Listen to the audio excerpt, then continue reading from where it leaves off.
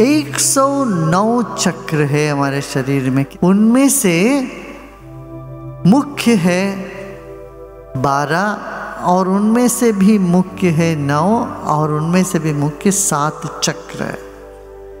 चक्र माने जहाँ नस नाड़ियाँ सब एक होती हैं वहाँ बीच में। तो हमारे शरीर में कई चक्र है। एक मूलाधार चक्र जहाँ रीढ़ की हड्डी शुरू होती, गुद प्रदेश है, गुद प्रदेश के पास है वो मूलाधार। उससे ऊपर है जननेंद्रिय के पीछे वो स्वादिष्टान चक्र।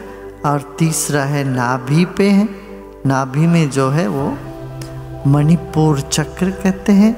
फिर हृदय में है एक चक्र अनाहत चक्र। फिर गले में है, इस चक्र को कहते हैं विशुद्धि चक्र। और दोनों भुवों के बीच में है आज्ञा चक्र। ये सब डक्टलेस ग्लैंड्स कहते हैं। एंडोक्राइन सिस्टम में इन सब का वर्णन है। अंग्रेजी जो सिस्टम है मेडिसिन का, उसमें उन्होंने भी इन चीज़ों को माना। एंडोक्राइन सिस्टम, हमारे पूर्वज ने इतने हजारों साल पहले इस बात को जानते थे। अच्छा, फिर जो पिट्यूटरी ग्लैंड, पीनियल ग्लैंड कहते हैं आज्ञा चक्र। फिर सहस्रार, हाइपोथैलेमस कहते हैं। जब चक्र पर ध्यान देते हो पहले तो कुछ नहीं अनुभव होता, सिर्फ ब्लैंकनेस आती है, खालीपन। फिर थोड़ा समय के बाद वहाँ स्पंदन होने लगता है, तरंग का अनुभव होता है। फिर तरंगों के अनुभव के पश्चात प्रकाश अनुभव में आता है। तो 3 स्टेजेस हैं, एक ही साथ नहीं होगा। पहले तो कुछ नहीं, खालीपन होता। हाँ? फिर यदि आप लोग ध्यान कर रहे हो, सहज समाधि कर रहे हो, बहुत दिन से ध्यान कर रहे हो, आपको महसूस होता होगा जब ध्यान में बैठते कुछ वाइब्रेशंस, तरंगों का अनुभव आता है। कितने लोगों को तरंगों का अनुभव होता है? हाथ उठाइए। फिर तरंग बदल करके फिर ज्योति रूप होता है। घर में कोई सो रहे हो तो उनके सिर के ऊपर 12 अंगुल के बीच में ऐसे हाथ करो, उनका नाम लो या सिर्फ हाथ करो तो वो जग जाएंगे। उनको छूने की जरूरत नहीं। हमारा सूक्ष्म शरीर 12 अंगुल पर खत्म होता है। मन इतना बड़ा है, इसको वैज्ञानिकों ने कैरेलियन फोटोग्राफी वगैरह लेके तुम्हारे आभा मंडल का चित्र भी निकालते हैं अभी। और तुम ध्यान करते हो, सुदर्शन क्रिया करने के बाद आभा मंडल का चित्र लो और पहले लो, बहुत बड़ा फर्क होता है। हमारा सूक्ष्म शरीर स्थूल शरीर से बड़ा है। जब सूक्ष्म शरीर सिकुड़ता है तब हमको अच्छा नहीं लगता। भाई, जब भी आपको अच्छा लगा, खुशी महसूस हुई, उसके साथ क्या अनुभव हुआ? ऐसा लगा कुछ फैलता हुआ अनुभव में आया। जब दुख होता है तो क्या अनुभव करते हैं? जैसे कुछ सिकुड़ गया हो, जैसे कोई चीज सिकुड़ता हुआ अनुभव करते हैं। ये जो चीज है जो सिकुड़ता है और फैलता है, यही हमारा मन है, यही हमारी चेतना है।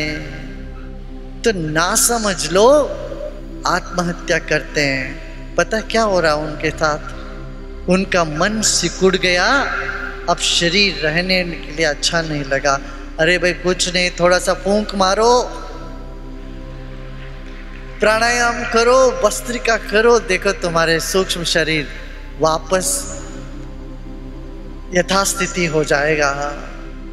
इस विज्ञान को नहीं जानते हुए हम कितने लोग आत्महत्या कर रहे हैं। मान लो आपकी जैकेट बहुत टाइट हो तो आप उससे निकलना चाहते हो कि नहीं?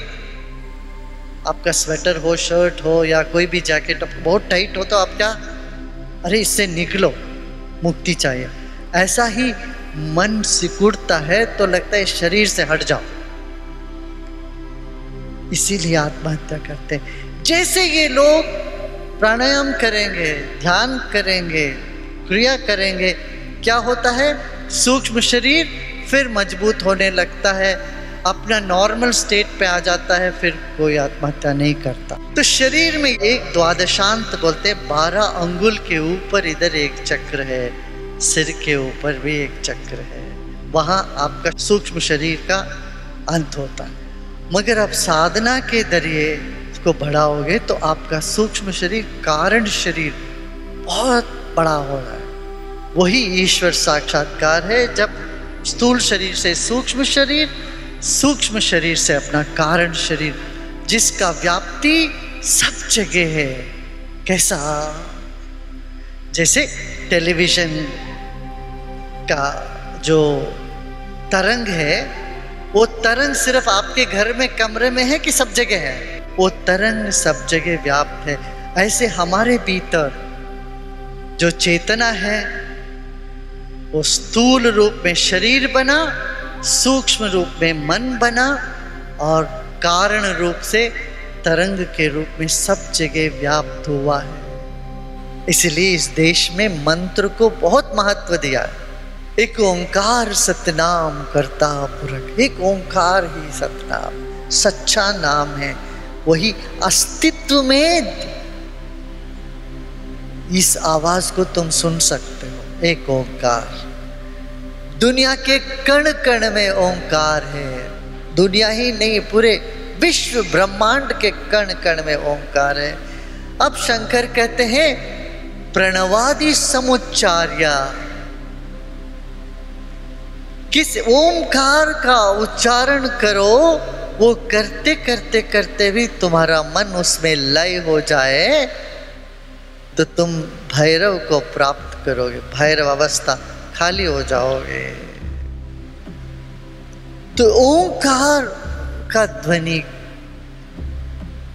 ओंकार करने से पहले और बाद में भी तुम उस चैतन्य सत्ता में विलीन होते हो या जागृत होते हो। अनहते पात्र करणे अभग्न शब्दे सरिद्रते शब्द ब्रह्मणि निष्णाता परम ब्रह्माधिगच्छति। अनहद नाद को सुन लो अपने भीतर, या अभग्न शब्द, जैसे एयर कंडीशन की आवाज आ रही है, एक साथ,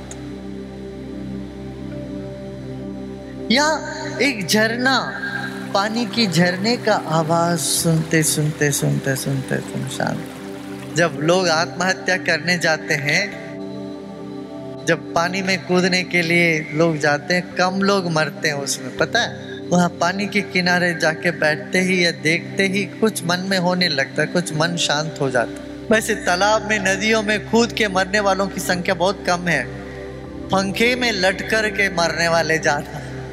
जल के स्रोत के पास बैठ के उसकी धारा की जो खलखल को सुनते रहो, वो खलखल की आवाज में, नीरव में तुम अपने आप को खो देते हो। उस स्थिति में तुम भैरव के करीब हो जाते हो। फिर शिव कहते हैं शब्द को सुनते सुनते सुनते फिर शब्द के परे चले जाना, कि शब्द भी कुछ समय के बाद बोझ लगता है, भारी लगती है। आप सबको लगता ही है ना, बहुत ज़्यादा लाउड स्पीकर, बहुत ज़्यादा कोई भजन करते रहे या कोई भी गाना चलता रहे, लगता कब इससे मुक्ति हो। जितने हम संवेदनशील होते हैं उतने हमको सूक्ष्म शब्द पसंद आने लगते हैं। जो कम संवेदनशील है हार्ड रॉक पसंद करते हैं, एकदम मोटा और रॉक बैंड। उससे क्या होता, हमारे शरीर के अलग अलग चक्रों पर भी इन नाद का असर होता है। बेस ऑफ द स्पाइन, पहला चक्र पर रॉक बैंड का असर होता है, इसलिए उनको अच्छा लगता है। फिर वहां से ऊपर जाएंगे, नाभि, नाभि में तंतुवाद्य का असर करता है। आप सितार बजाइए, वीणा बजाइए, या कोई मेटालिक स्क्रैच होता है ना, कहाँ आपको अनुभव होता है? कोई लोहे का कुर्सी या कुछ खींचे तो आपको उसका असर कहाँ पड़ता बताओ? पेट में पड़ता है। नाभि से हृदय तक तंतुवाद्य का है। तंतुवाद्य माने तार से बनी हुई होती है, सितार हो, ये सब, गिटार सितार सब इधर। फिर हृदय से लेके गले तक का असर बांसुरी की है, फ्लूट इंस्ट्रूमेंट्स का है। फिर वहां से चलोगे भ्रूमध्य में घंटी और शंख। हमारे मंदिरों में भी ऐसे ही सब रखा जाता था। सबसे बाहर बड़े बड़े नगारी, नबत्तु, ये ड्रम्स, ये सब रखते थे। उधर से नीचे जाते जाते गर्भगृह में सिर्फ घंटी होती है, छोटी सी शंख होती है, घंटी होती है। अब बच्चों को सुलाना हो तो रॉक म्यूजिक लगाओ, कोई बच्चा नहीं सो पाएगा दुनिया भर के। उनके लिए क्या कहते हैं, जिंगल बेल, जिंगल बेल, छोटी सी घंटी, छोटी सी आवाज हो, तरंग हो, जल तरंग, पियानो, इस तरह की इन चीजों से बच्चे सो जाते हैं, शांत हो जाते हैं। बच्चा बोलने से पहले गाता है, पहले गाए आप बोले, गाते हैं। हर व्यक्ति जीवन में गाते हैं, चाहे शवर के नीचे भी गा ले। संगीत भी एक माध्यम है। यहाँ शिव कह रहे और संगीत के माध्यम से भी तुम मुझ चैतन्य सत्ता में आ सकते हो। ये बहुत सुंदर बात है।